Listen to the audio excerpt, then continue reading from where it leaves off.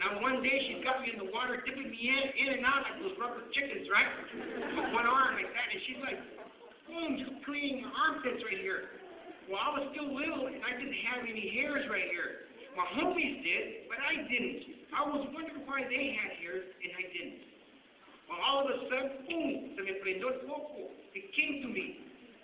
And I yelled at my mom, and I told her, you know what? The reason I don't have any hairs is because you keep knocking them off, man!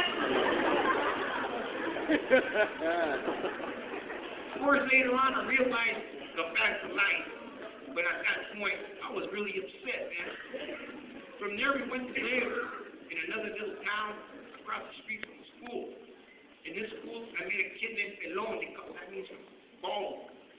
And the reason they called him Pelon was because on the day I went, he was sitting on the bench and they had shaved his hair off because the remedy for piojos, pulgas, fleas, and lice was, in those days, was to cut off the hair and then they would put like a medicated powder in your head. And then it let it sit and that would take care of it. Well, when he was sitting on the bench like that, I didn't know what was going on. But they were yelling at him, telling, hey, pelón, pelón, cabeza de melón. They would come by and whack him on top of the head so they could see the powder fly. They hit him hard. And I was looking at him, I told, hey, home, why you let them hit you in the calabaza like that, eh? He wouldn't respond. I asked him again and again, and the kid kept whacking him on the head, and he wouldn't defend himself. He just sit on the bench like that. So I came up to him and I told him, hey, home, I'm asking you a question. Why are you letting them hit you in the head? And just at that point, a kid came by and was going to whack him in the head, a tall kid. I was afraid of nothing. And I told that kid, hey, I'm talking to my homeboy right here. You're going to hit him. You got to get past me, eh? He just kind of like stood, looked, and walked away. That's when Pelon and I became camaradas, man. Yeah, we talked to each other and we kind of understood each other because he was a migrant just like myself, man. And then Pee-wee, another kid who ran around and had no friends, became our friend too. Pee-wee was the kid who would run over there and pull you down your pantalones. Yeah, everybody was always after him. I was always defending him, man. I got beat up a few times because of Pee-wee, man.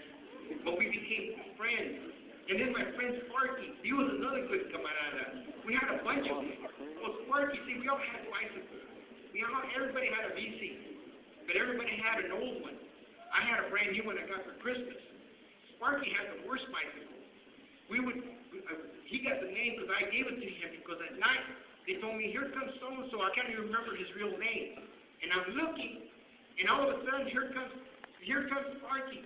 Well, what happened was that he didn't have any tires on his rims. And he's riding at night on the road, and I go, man, here comes Sparky.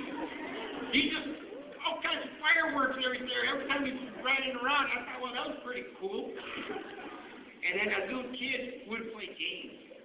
Everybody would get in the bike. After we would see musketeers or swashbucklers or people fighting with swords and a TV, we'd run outside and get on our bikes because we had a game. Everybody would get a stick, any kind of stick, get on the bike, and whack each other in the head. Last man standing was the winner. Everybody wanted to hit somebody in the head. Well, one of those situations, Sparky got hit in the head and had a little nail like that. And they got stuck in his head.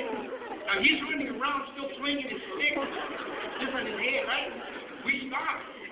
And we're looking at him all shocked, scared, you know. We're going to get in big trouble. He's got a nail in his head. But Sparky don't seem to know it. And Sparky looks at it like, what's the problem? You know, why'd you guys stop playing kind of look? And we told him, hey, Sparky, you got a stick with a nail in your head, eh? He looks around and he's trying to look at the stick, but he moves, the stick moves. And he looks at us and he smiles and he goes, it looks cool, huh? Stupid dude, man.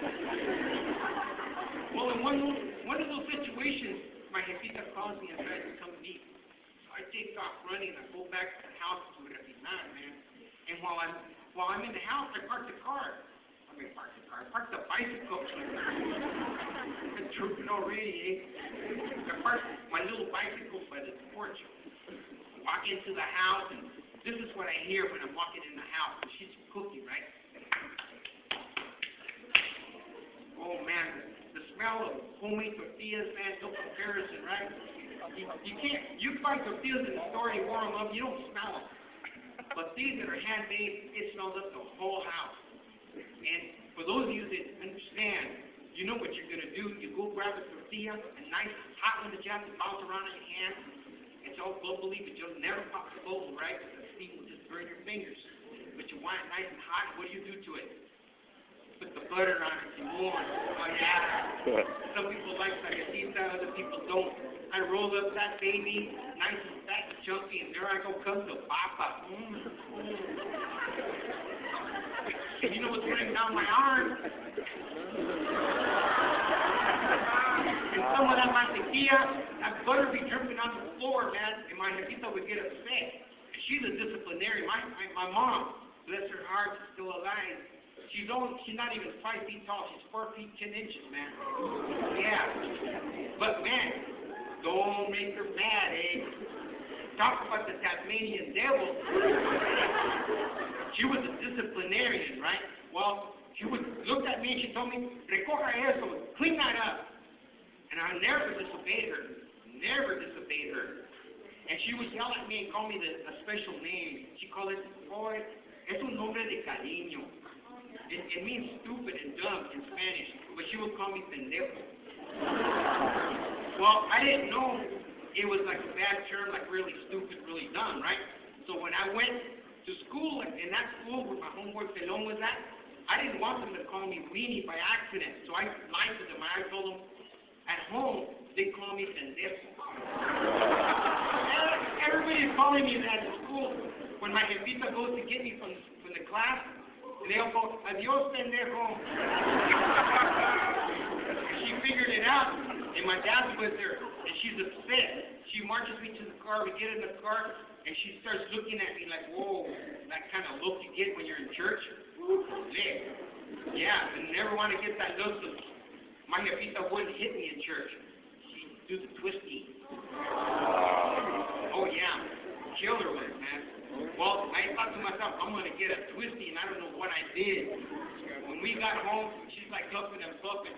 She said, why did you tell him that tu nombre es pendejo? And she's ready to wrap me up, and my dad intervened, and he said he didn't know.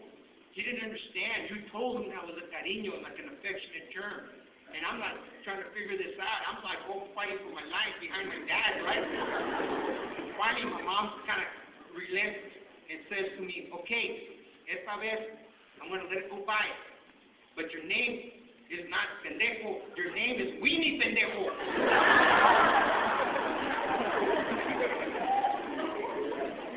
So you see, my mom being a disciplinarian, I would never cross her. When she told me to clean up that butter, I got on my hands and knees and started licking it up. Thus, the word pendejo. Well, I always told my camaradas to watch out for my mom. And they said, why? Because she's a bruja. They go, what do you mean? Well, my mom, she has magic powers. I don't get it. She says, yeah, she has a magic weapon. My jefita would hit me with something. She called it a magic weapon. What was it she would hit me with?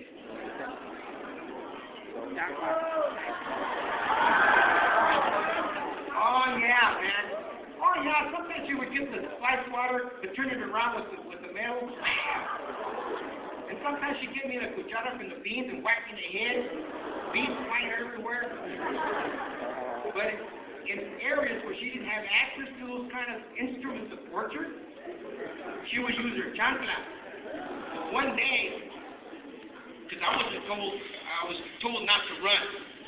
But this one day, I decided to go for it, man. She can't catch me.